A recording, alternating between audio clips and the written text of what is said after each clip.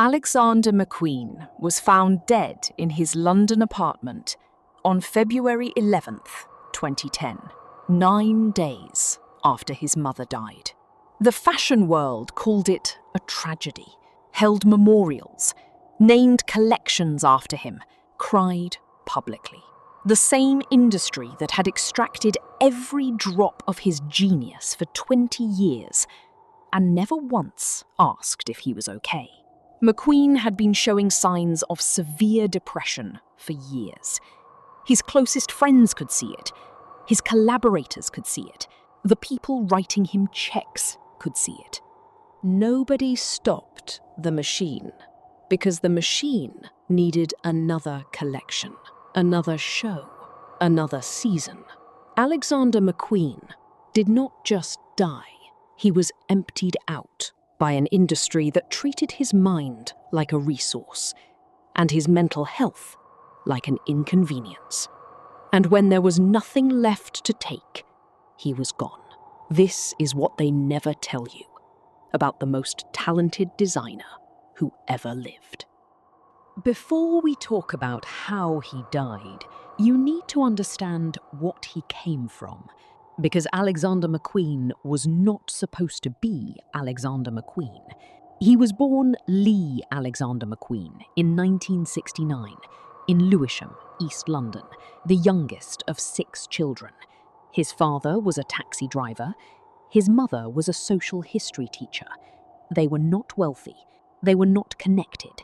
They had no relationship to the world of high fashion whatsoever.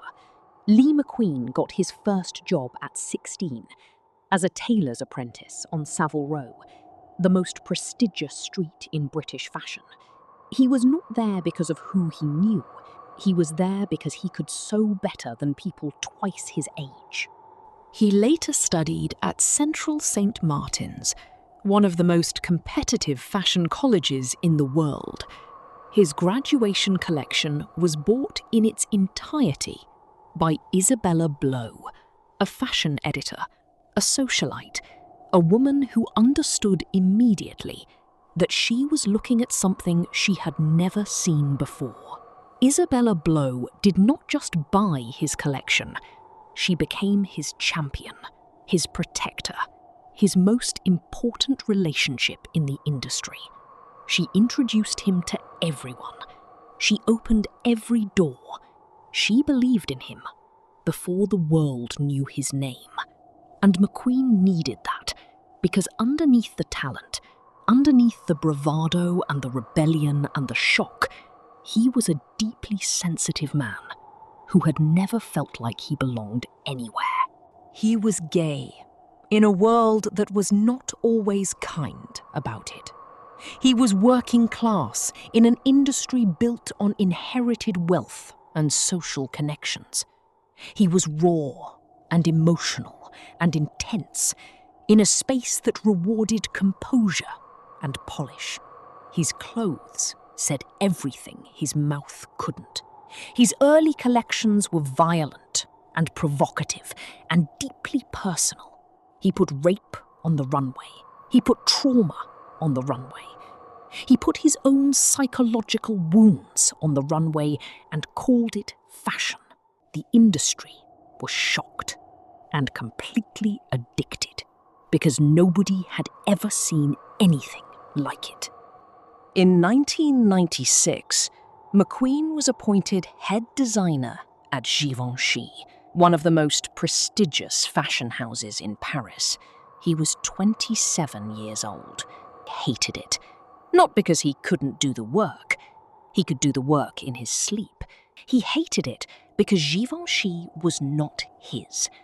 He was being asked to serve someone else's legacy with his own genius, to make safe, commercial, sellable clothes for a house that had no interest in what was happening inside his head.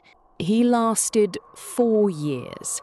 Then, in 2000, the Gucci Group acquired a 51% stake in his own label, Alexander McQueen, the brand. On paper, it looked like a victory. He was now backed by one of the most powerful luxury conglomerates in the world. He had resources. He had infrastructure. He had everything a designer could want. What he no longer had was control. The Gucci Group needed return on investment. That meant collections, multiple collections per year. Pre-fall, resort, menswear, women's wear, accessories, collaborations, brand extensions. The full machine. McQueen was producing up to 10 collections a year. 10. For context, most designers consider 2 major collections per year to be an enormous creative undertaking. McQueen was doing 5 times that, every single year. Each collection required not just the clothes, but the concept, the narrative, the set design, the casting, the music, the complete world. Because McQueen didn't do runway shows. He did theatrical events that left audiences speechless. Atlantis, Voss, It's Only a Game, Number 13, The Widows of Culloden, each one a complete masterpiece. Each one demanding everything he had, and the moment one show ended, the next one had already begun. There was no recovery time, no creative rest, no space to be a human being between the demands of being a genius. The machine consumed him, season by season, collection by collection, year by year. And nobody in that machine, not the executives, not the buyers, not the shareholders, ever stopped to ask what it was costing him. In 2007, Isabella Blow died. She had struggled with depression for years. She took her own life by drinking weed killer at her home in Gloucestershire. She was 48 years old.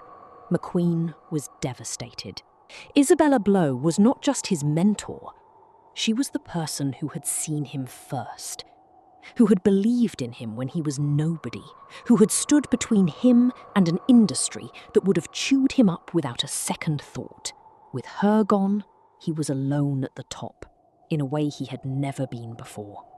He dedicated his Autumn-Winter 2008 collection to her, La Dame Bleue, a love letter to the woman who had made him. But grief does not run on a fashion calendar, and the calendar did not stop for his. The shows kept coming, the demands kept coming, and the man who had always used his work to process his pain now had pain so deep that even the work couldn't reach it. He started using drugs more heavily. He withdrew from people. His circle tightened.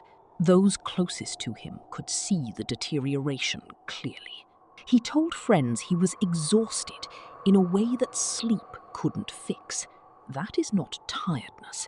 That is a person describing the specific depletion of someone who has given more than they had to give for too long, and still, nobody stopped the machine. In 2010, McQueen presented Plato's Atlantis. It was his final complete collection, and it is, by almost universal agreement, one of the greatest fashion shows ever staged. The concept was humanity returning to the sea, evolution in reverse, a world reclaimed by nature after human destruction. The clothes were extraordinary. Digital prints that looked like deep-sea creatures. The famous armadillo boots that became cultural icons. A show so technically advanced that it was live-streamed on the internet and crashed the servers of every major fashion website simultaneously. The world watched in awe. What the world did not see was what McQueen looked like in the days leading up to that show.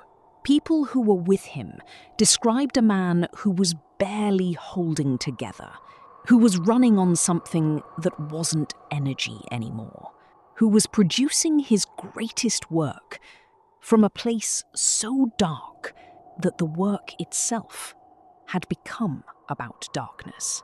Look at the collection again, knowing what you know now. Humanity returning to the sea, the end of the world as we know it, evolution consumed by what it came from. Alexander McQueen was telling you exactly where he was. Nobody was listening. On February 2nd, 2010, Joyce McQueen died. Alexander McQueen's mother. The woman he called his best friend. The person he had credited publicly and repeatedly as the reason he had survived everything the world threw at him. She was 75 years old. He was supposed to attend her funeral and then immediately fly to Paris for Fashion Week. The schedule did not account for the death of a mother. The industry did not pause. The buyers did not reschedule. The machine kept running. He posted on Twitter the night before he died. He wrote about how he was struggling, about missing his mother, about the darkness he was living in. He was telling people, publicly, in plain sight. On February 11th, 2010, 9 days after his mother died, McQueen was found dead in his Mayfair apartment by his housekeeper. He had taken his own life. He was 40 years old. He left notes for his friends. He had arranged to have his ashes scattered on the Isle of Skye, land he had loved, land that felt like the opposite of the industry that had consumed him. The fashion world issued statements, held vigils, named things after him. The Gucci Group, which had built a billion-dollar business on his name, expressed their profound sadness. The same Gucci Group that had required 10 collections a year from a man who was visibly falling apart. Their profound sadness. Think about that. Alexander McQueen was not just a fashion designer. He was a working-class kid from East London who walked into one of the most elitist industries on earth and became the greatest talent it had ever seen. He gave that industry everything. His trauma, his grief, his obsessions, his nightmares, his genius, his health, his time, his sanity. And the industry took all of it, packaged it, sold it, built empires from it. And when the man behind the genius could no longer keep producing, when the machine had taken everything there was to take, there was nothing left. Isabella Blow saw what was happening and couldn't save herself. McQueen saw what was happening and couldn't be saved. Two of the most brilliant people in fashion, both destroyed by the same industry that celebrated them. The fashion world did not kill Alexander McQueen with a single act. It killed him slowly, season by season, collection by collection, demand by demand, until the weight of what was being asked of him, on top of the weight of grief and isolation and pain he was already carrying, became something no human being could survive. He was 40 years old. He had 40 more years of work inside him. And the question we are leaving you with today is this: who bears the responsibility for what happened to Alexander McQueen? The industry that demanded everything and gave nothing back? The people closest to him, who saw the signs and couldn't stop what was coming? Or a system so built on extraction that it simply doesn't know how to protect the people it profits from? Drop your answer in the comments. And if someone in your life needs to hear this story, share it with them. We'll see you in the next one.